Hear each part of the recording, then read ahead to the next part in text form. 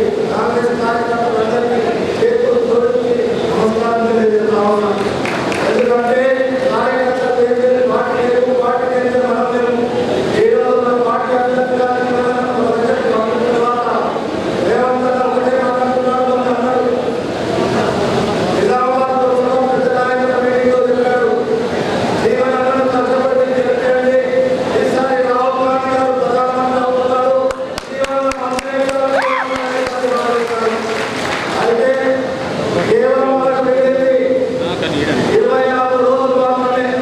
ఆ 24 రోజులు భగవంతుడి దయ వల్ల మనం భూస్థాయి కార్యకర్తలుగా మన భూమి సేవలో మనవంతు బాధ్యతగా ఒక ఉదాహరణగా ఆత్మూరులో ఉన్నటువంటి భూమిలో ఇక్కడ వేదిక మీద ఉన్నటువంటి పెద్దవాళ్ళు ఒక్కొక్క భూమికి ఒక్కొక్కరు విచారంగా ఉండి ఆ భూమిలో ఎవరైతే మెజార్టీ తీసుకొస్తారో అదే పోటీ వస్తూ ఉంది.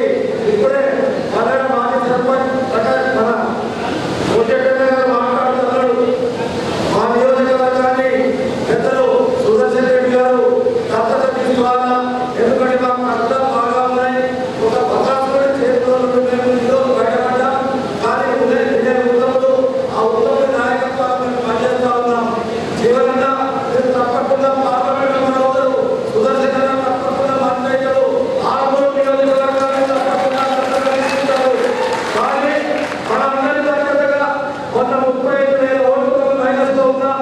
ఆ 35,000 ఓట్లు చేసేటటువంటి కార్యక్రమాన్ని పూజా తప్పకుండా రేపటి నుండే మనం దాన్ని బాగు చేయాలని పెద్దల నాయకత్వాన పార్టీ సూచనల ప్రకారం పార్టీని ముందుకు నడపాలని ఒక్క ఓటర్ని కాపాడడానికి ప్రయత్నం చేయాలని ఈ ప్రాంతంలో అభివృద్ధి పట్ల కానీ ఈ ప్రాంతంలో వ్యవసాయం పట్ల కానీ ఈ ప్రాంతంలో ఉన్న రైతుల పట్ల కానీ పెద్దలు సుదర్శన్ రెడ్డి గారికి పూర్తి అవగాహన ఉన్నది. చిత్తశుద్ధితో ఈ ప్రాంత అభివృద్ధి కొరకు మీరు పూర్తిగా బలపరుస్తూ రేపు కాంగ్రెస్ పార్టీ అభ్యర్థిని గెలిపించడానికి శాసనసభతో పాటు మేమంతా కష్టపడతామనేటువంటి విషయాన్ని తెలియజేస్తూ మనమందరం దీవెనలకు ఎక్కువ మెజారిటీ ఆర్మూరు నియోజకవర్గంలో రావడానికి ప్రయత్నం చేద్దామా? ప్రయత్నం చేద్దామా? ప్రయత్నం చేద్దామా? చేతి ముందు ఓటెక్కిద్దామా? मेरे मुसलमान भाइयों को भी आज जुमा का दिन है, नमाज का वक्त हो रहा है, लेकिन एक जिम्मेदारी के साथ हम लोग आज हिंदुस्तान के हम जमहूरियत को जो बरकरार रखने के लिए कांग्रेस पार्टी हमेशा तुम्हारी देते आई, गुजराती हो राजनीति हो, आज राहुल गांधी 6,000 किलोमीटर पादयात्रा कर 6 गारंटियों के साथ अपने दरमियान में आए, आने के बाद वो गारंटी को लेके जाने की जिम्मेदारी हम सब पर है। हम सब मिलकर मुझे मालूम है मंडल में मुसलमानों की तादाद ज्यादा से ज्यादा है, लिहाजा मैं आपसे अपना गुजारिश करता हूँ हमारे जीवन अता को, हमारे जीवन भाई को हम असलियत के साथ मेजॉरिटी बराबर देने के लिए हम दुआ के लिए वादा करेंगे बोले इन अल्फाजों के साथ मैं बच जाता हूँ। खुदा हाफिज़, शुक्रिया, अस्सलाम वालेकुम। మండల కార్యకర్తల సమావేశం. ఈ యొక్క సమావేశానికి ముఖ్య అతిథిగా విచ్చేసిన గోదాం శాసనసభ్యులు మా గురువు గారు సుదర్శన్ రెడ్డి గారు మరియు మన నాయకుడు రేపు పార్లమెంటుకి మన ప్రాంతం నుంచి పంపిస్తున్న జీవన్ రెడ్డి గారు, అదే రకంగా మాజీ ఎమ్మెల్సీ ఆకుల లలిత గారు, మాజీ market committee chairman Nagesh Reddy గారు, జహర్భాయ్ గారు, మండల అధ్యక్షులు రవి గారు, మండల నాయకులు గంగాధర్ గారు, పూజరెడ్డి గారు, ఎంపీటీసీలు వెంకటేశ్వరరావు గారు, మరియు మొన్ననే మన పార్టీలో చేరిన ఆర్మూరు మున్సిపల్ చైర్మన్ అయ్యప్ప శ్రీనివాస్ గారు, ఎంపీపీ భాస్కర్ నరసయ్య గారు, వివిధ పార్టీల నుంచి వచ్చిన మాజీ సర్పంచులు, ఎంపీటీసీలు మరియు రేపు మాక్లూరు మండలంలో అత్యధిక మెజారిటీ చేయడానికి సిద్ధమైన మా కార్యకర్తలు ప్రతి ఒక్కరికి కూడా పేరు పేరు నమస్కారం తెలియజేస్తున్నా. రేపు 13 మే ఇంకా 3 వారాలు మాత్రమే ఉంది. ఈ 3 వారాలు ప్రతి ఒక్క కార్యకర్త కష్టపడుతూ మీ గల్లీలో కానీ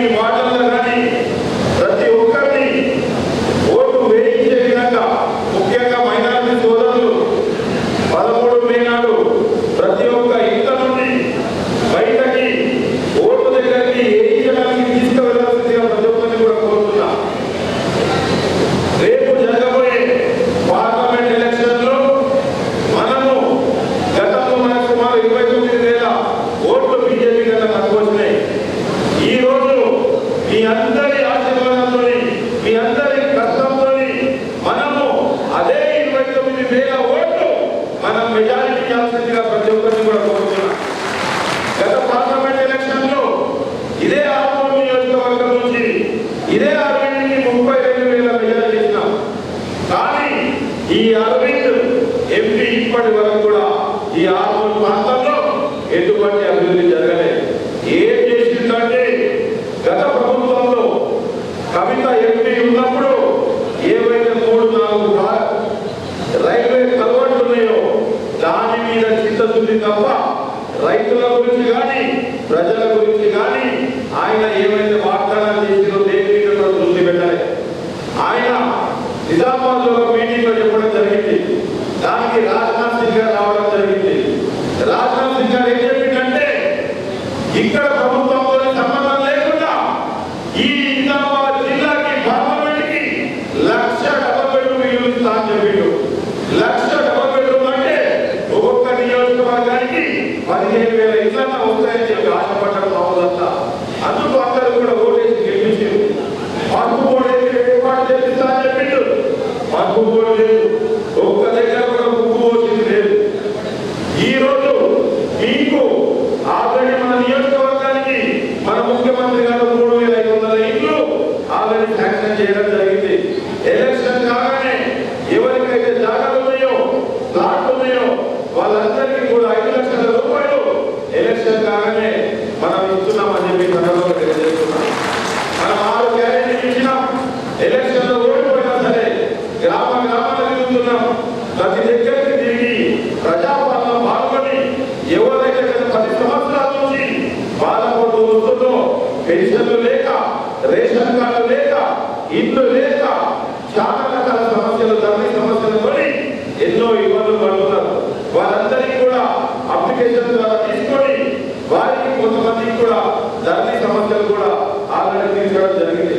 మన పార్లమెంట్ ఎలక్షన్ అయిపోగానే ఇల్లు ఇస్తాం. ఏవైతే మనం 2,000 కాదు 4,000 పింఛన్ ఇస్తామని చెప్పినామో 4,000 పింఛన్ కూడా ఇస్తున్నాం.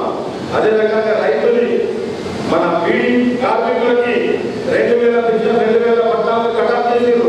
దాన్ని కూడా ఎవరైతే అర్హులు ఉన్నారో వారికి కూడా ఇచ్చే విధంగా మన కాంగ్రెస్ పార్టీ ప్రణాళిక చేసింది.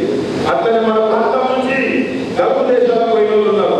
అకస్మాత్తుగా అక్కడ ఎవరికైనా అయితే మన ప్రభుత్వం వారికి 5 లక్షల రూపాయలు ఎక్స్గ్రేషన్ కూడా ఇస్తుందని చెప్పి ఈ సందర్భంగా తెలియజేస్తున్నాం. మీరు చేయాల్సిందల్లా ఆల్రెడీ బీజేపీ పార్టీ ఏం చేయకుండా కానీ గడప గడప తిరుగుతారు, ఊర్లో తిరుగుతారు, అక్షంతలు పట్టుకొని తిరుగుతారు, ఇంకో రకంగా మోడీ కోటేయాలని చెప్పి తిరుగుతారు. కానీ అరవింద్ కోటేయమని చెప్పి ఎక్కడ కూడా చెప్తలేరు. ఎందుకంటే అరవింద్ మీద పూర్తి వ్యతిరేకత ఉంది. అరవింద్ని ఓడగొట్టడానికి వాళ్ళ పార్టీ వ్యక్తులే సిద్ధంగా ఉన్నారు. అందుకోసం అరవింద్ కోటేయమని చెప్తలేదు, మోడీకి ఏంటి రాముడికి ఏంటి అని చెప్తున్నారు. ఆ పరిస్థితి ఉంది. అందుకోసం మీరు చేయాల్సిందల్లా మనం 6 గ్యారెంటీలు దాంట్లో 4 గ్యారెంటీలు ఆల్రెడీ ఇవ్వడం జరిగింది. మహిళలకు ఉచితంగా బస్సిస్తున్నాం. 10 లక్షల రూపాయలు ఆరోగ్యశ్రీ కార్డు ఇస్తున్నాం. 200 యూనిట్ల వరకు కరెంటు 0 బిల్ ఇస్తున్నాం. అదే రకంగా మన ప్రభుత్వం రానప్పుడు ఏదైతే 450 రూపాయల సిలిండర్ ఉందో ఈ రోజు 1,050 ఉన్నామని మనం 500 రూపాయలకే సిలిండర్ ఇస్తున్నాం. మనం రానున్న రోజుల్లో ఏమైతే ఇస్తున్నామో అవన్నీ కూడా రేపటి నుంచే మీ గ్రామాలను తిరుగుతూ ప్రచారం చేయాల్సిందిగా ప్రతి ఒక్కరిని కోరుతున్నా. నష్టం జరిగింది మొన్న 2023లో చాలా గ్రామాలలో మనకు తక్కువ ఓట్లు వచ్చినాయి. ఎక్కడైతే తక్కువ ఓట్లు వచ్చినాయో ముఖ్యంగా మాణిక్ మండలం నుంచి మదనపల్లి దాకా అన్ని గ్రామాల్లో మనకి ఓటు శాతం తగ్గింది. మనకి అన్ని టీఆర్ఎస్ పార్టీ నుంచి పెద్ద మొత్తంలో మన పార్టీలో జాయిన్ అవ్వడం జరిగింది. కొత్త పాత అవన్నీ కూడా పక్కకు పెట్టండి, అందరినీ కలుపుకోండి. వాళ్ళు కూడా గతంలో మన కాంగ్రెస్ పార్టీలో ఉన్న వాళ్ళే. అందరినీ ఈ జీవన్ రెడ్డి ఎవరైతే గత ఎమ్మెల్యే ఉన్నాడో వాడు భయప్రాంతానికి చాలా మంది మన పార్టీ వదిలి పోవడం జరిగింది. వాళ్ళందరినీ కూడా స్వాగతించినాం. అందరినీ కూడా మన పార్టీలో చేర్చుకుంటున్నాం.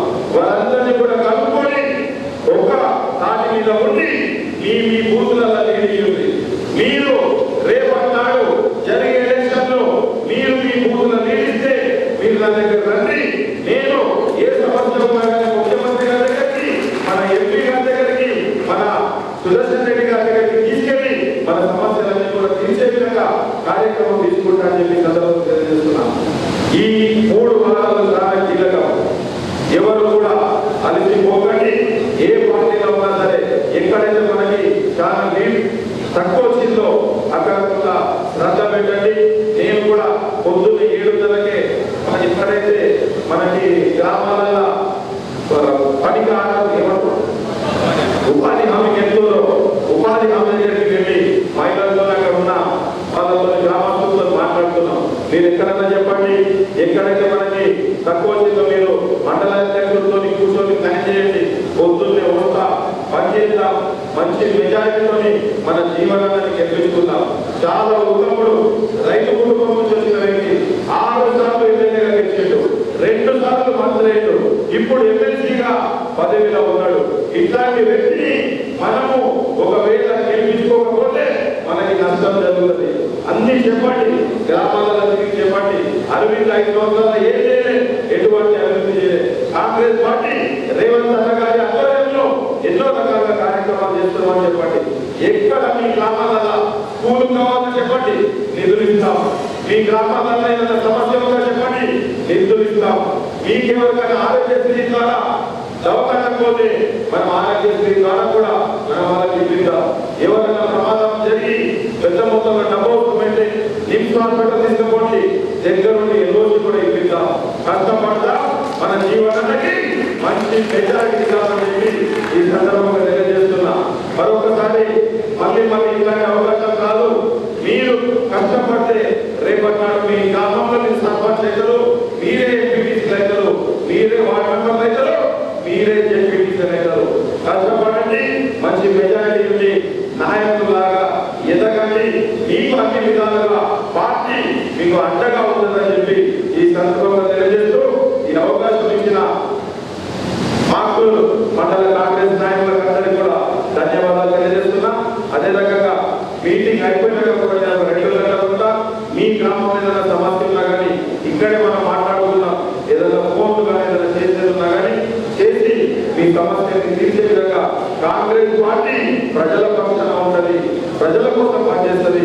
ఇవన్నీ కూడా గుర్తుపెట్టుకొని రోజు కష్టపడండి, మంచి మెజారిటీ తీసుకురండి అని చెప్పి కోరుతూ ముగిస్తున్నాను. ధన్యవాదాలు.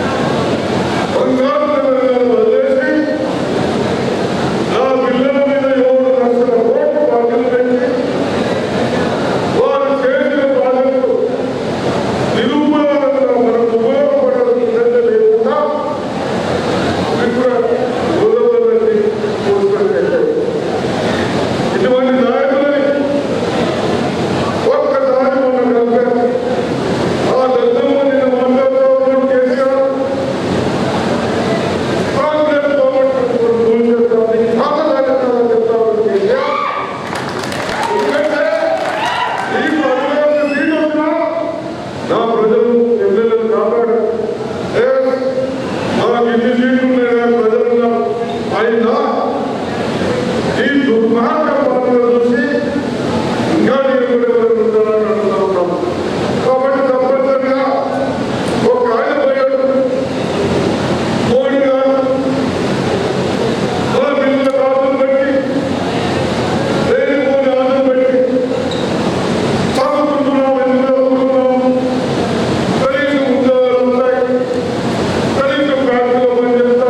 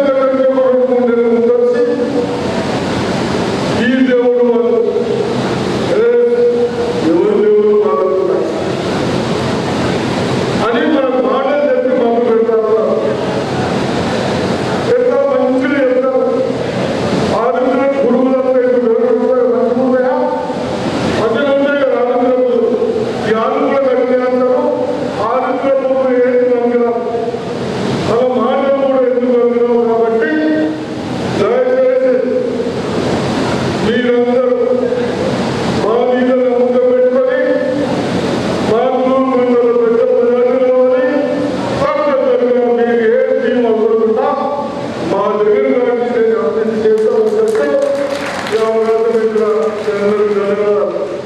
ఎవరిని గెలుస్తారా ఏమైనా సగం చేస్తారు సగం చేస్తారు మెల్ల మాట్లాడుతున్నారా గట్టిగా మాట్లాడాలి నేను మెల్లగా మాట్లాడితే పని చేస్తాను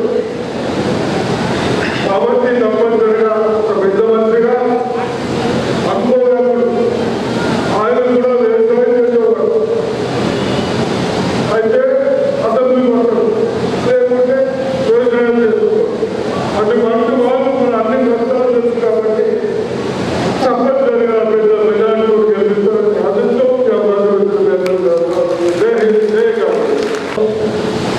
కాంగ్రెస్ పార్టీని సమాజంలో చేయాలనే భావనతో ఈరోజు మాతృ మండలానికి సంబంధించిన కార్యక్రమ సమావేశాన్ని నిర్వహించినటువంటి మా మిత్రులు మీ అందరి ప్రియతమ నాయకులు నిజామాబాద్ పార్లమెంట్ నియోజకవర్గ పర్యవేక్షకులు సీనియర్ కాంగ్రెస్ నాయకులు మాజీ మంత్రివర్యులు ప్రస్తుత బోధన శాస్త్రమైనటువంటి పెద్ద సుదర్శన్ రెడ్డి గారు మాజీ శాసనసభ్యురాలు అలాగే మాజీ శాసన మండలి సభ్యురాలు ఈ ప్రాంత వాస్తవ్యురాలు మిత్రులు